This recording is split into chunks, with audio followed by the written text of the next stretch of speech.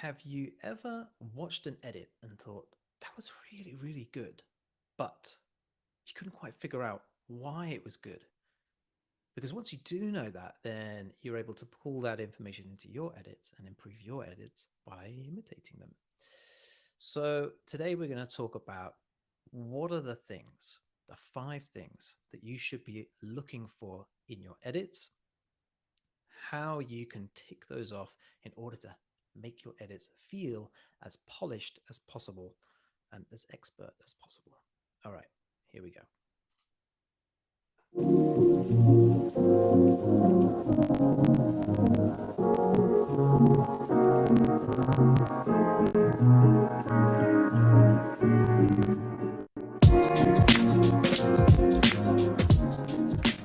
Hello, welcome back to another episode of the video editing podcast from Unsplice with me, your host, Shiny.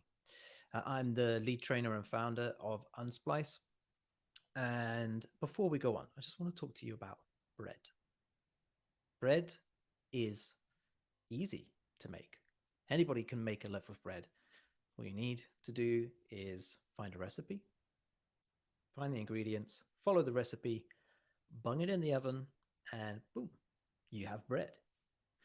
Well, most editing training is very much like that. It just helps to teach you how to make bread. Well, Unsplice differs because Unsplice teaches you not only how to make the bread, but also how to source the best ingredients to turn that bread into a delicious sandwich, package the sandwich up, and sell it to a client for a profit. All of that information is basically what you'll find in Unsplice Pro.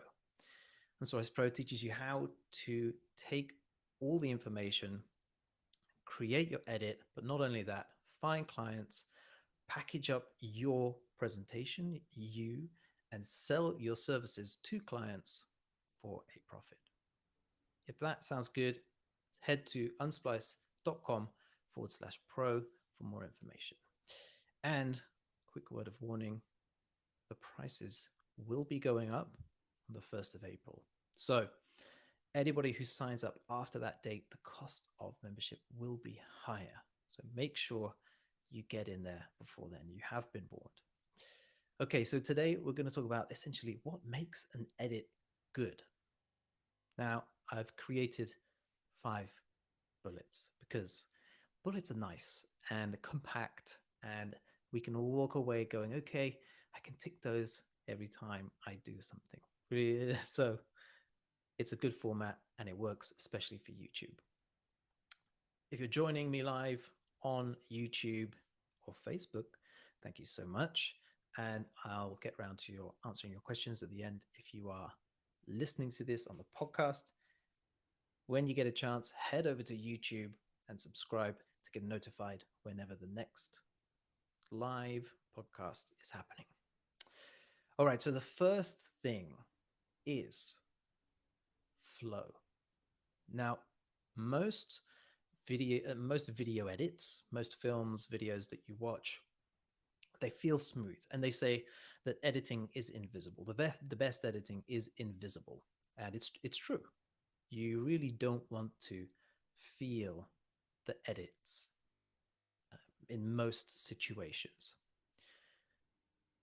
and that is achieved through flow. So how do your shots flow from one to the other? And we can break that down into 2 things. There are more, but just for today, we're going to break that down into 2 things. So we're going to talk about flow of camera movement. So the actual movement of the shots. If you have loads of locked off shots with no camera movement whatsoever, it can be difficult to create a kind of flow, and things can start to feel a bit flat.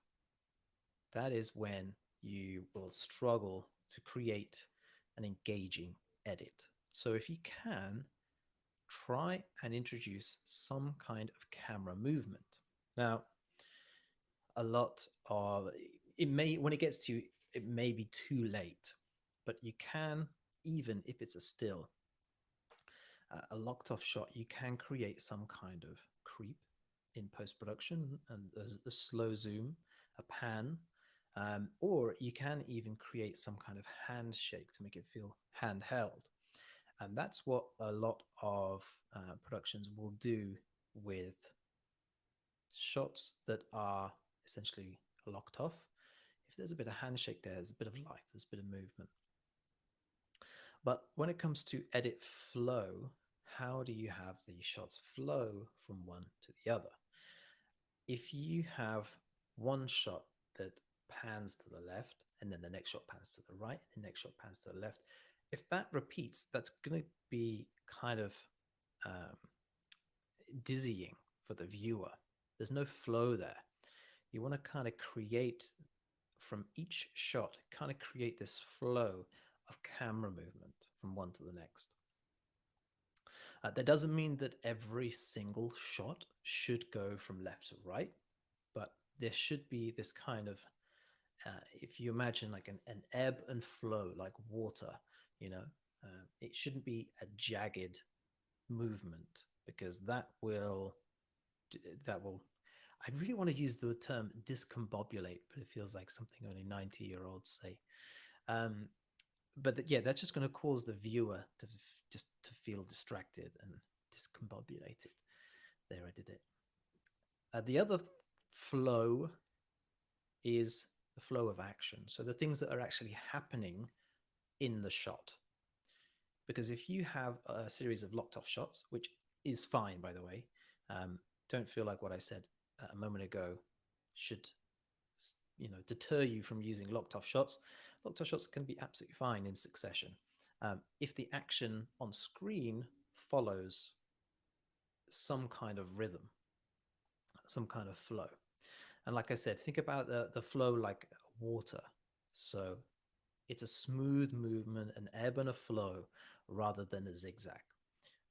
And that is the same for camera movement and the same for the actual action happening on screen in the shot. So that is flow. And that ties in nicely to the next point, which is eye trace. Eye trace is exactly where your eyes are looking on the screen. And no matter how fast the shots are, in fact, the faster the cuts, the more you should be thinking about the the eye trace. So where your eye position is looking on screen. That's really, really important. And that is how, if you think about Mad Max, you've probably seen some of the behind the scenes and how the director made sure that every single piece of action was center framed. So no matter what the composition of the frame, all the action was always right in the center of frame. And that is how these fast-paced action scenes don't confuse you and create this kind of dizziness. The same thing applies to all edits, especially the faster ones. Make sure that the eye is pointing in a similar position from shot to shot. That is how you know you have a nice polished edit. That's how you're going to make it feel as like it's cut by an expert, someone who really has made a conscious decision of each shot to shot. So, number 3 is pacing. So the pacing of your film, the pacing of the shots, the pacing of everything, and how you've created this kind of, I'm going to use it again, this ebb and flow, this kind of smoothness of the pacing, and use pacing to accentuate moments. So if you've created a series of slow shots and the music is downbeat and we're drawing it out, and then all of a sudden we have a fast-paced section, we can bring the music up and we are creating and we are orchestrating even this sense of action or tension, we're changing the viewer's mood, we're changing the perspective. And by using pacing and being conscious of the pacing of the shots, of the dialogue, of the music, of the sound effects, you can use that to accentuate moments that need to be accentuated. So, really getting pacing to be as smooth as possible is one of those things where you have to just keep editing, try out different things, and see what works for you. And the more you do it, the better you will get at that. It's very much like a language. It becomes a second language. Now, of course, like any language, you can, I mean, the only way to learn a language, or the best way to learn a language, is to learn phrases, learn certain words, the filler words, maybe the vowels. Um, as I was learning Portuguese a couple of years ago, I started by learning some of the basic words that you'd use in conversation. So rather than ball or boy or thing, which is what Duolingo tries to teach you. And I hate Duolingo because when I was trying to learn it, it would teach you the boy likes milk and all these really random phrases that make no sense whatsoever. But what I found really worked really, really well for me is to learn phrases that you would use on a day to day. So, hello, how are you? Things like this. And it would be very un-British of me if I didn't ask about the weather. So, simple phrases that you use on a day to day basis. And you need these basic building blocks of language in order to become better at the rest. There's no way that you can jump into a book and learn absolutely everything you need to know about language just by reading the whole book or watching a movie in a language and then being fluent in that. You have to have these building blocks that build up on one another. And the more you do it and the more you practice it, the better you get. The more flow you have, the better you understand the pacing, the accents of the words, and also colloquialisms. Yes. So the same goes with editing and pacing. Pacing very much is a language, and so the more you do it, you'll have to understand the basics of pacing and how you can accentuate certain things through pacing. And once you've learned the building blocks, then through practice, you will become more fluent. So pacing is number 3. The fourth thing to keep an eye out for that helps you understand when an edit is good. Music design. Music is key. Music really, they say that, audio is 50% of a video, but it's way more, way more than that. And if music really is the building block of that. It's been really interesting because for coming up on this Friday, the 24th of February, there is a workshop within Unsplice Pro or how to edit, how to tell a story in commercials. So how to tell a story without dialogue. And in the process of doing research of commercials, got a catalog of commercials which I absolutely love, and have some examples of those. I found some really, really beautiful examples of music design and how music really does play a huge part in orchestrating emotion, driving the viewer, pulling them through, and telling story. If you have no dialogue, music really is the uh, the most powerful tool you can use. So if you are watching back an edit and you're thinking, you feel super engaged, you feel drawn in, you feel sucked into this commercial, for example, there is no way that that hasn't occurred without incredible music design. And so it's not just about finding the right music for that. It very much is a huge part of it, but once you have the music, it's about designing the music, pulling different parts of each track so that you can orchestrate emotions at certain parts of that. You've got a 3.5 minute track and a 30-second commercial. You've got a lot of building blocks to create to orchestrate the perfect uh, music for your commercial. So, not only is it about music, but music design and designing the best music to orchestrate the emotions for the audience. And another thing is probably one of the most important aspects of a great edit is the story. And you will most definitely have heard of editing is storytelling. And it really is. And it can be difficult to kind of understand, how do you tell a story if you don't have any dialogue?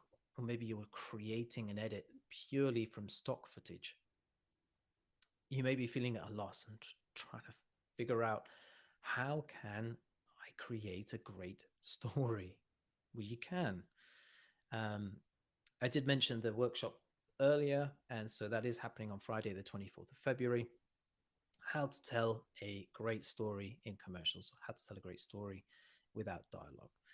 So if that is something that you feel like you are lacking from your arsenal, come join us. Unsplice.com/pro. But storytelling really is the key to an engaging edit. How can you pull the viewer through from the beginning, through the middle, all the way out to the end?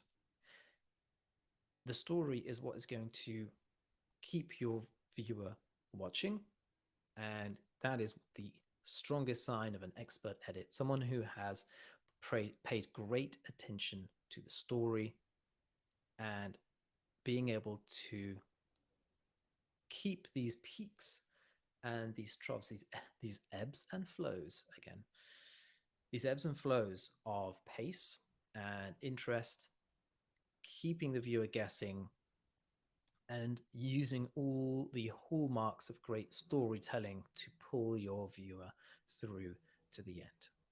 So the next time you watch an edit, think about all of the things that we spoke about. Next time you see an edit that looks fantastic and you're like, how is it so good? What is it? Well, think about all these things that we just spoke about today. Think about how you can spot those things in that edit, break down those, and pull those techniques into your next edit. You now have essentially a framework of great editing and the main things to think about when you're creating an edit. So every time you watch an edit now, you have this framework. You can break it down and understand why a great edit looks great. If some of this, I'm going to guess that some of this is stuff that you already know. And you're already in the process of implementing in your video editing. But it's a fantastic framework to understand that these are possibly the most important things to take into consideration when creating your edit in order to make it feel as polished as possible. Having that framework is a great way to go, okay, I've got this skill. Now I just need to work on this skill and this skill. And that is very much how Unsplice has been built. It's about systemizing the process of creating an edit. So I hope this has been super, super useful for you. I would really love to see you again next week. If you feel like some of these things are things that you need to work on, or perhaps you are unsure what it is you need to work on next in order to achieve your goal, whether that is